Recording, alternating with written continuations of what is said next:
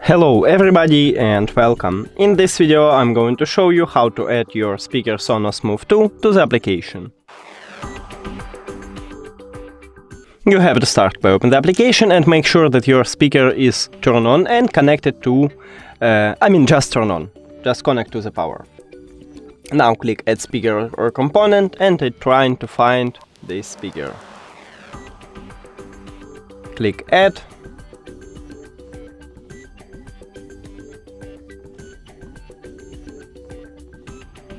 Continue.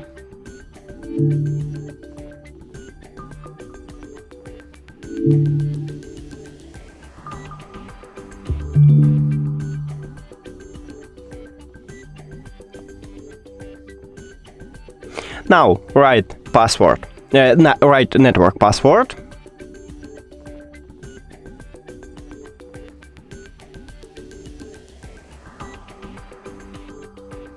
And after that, click connect.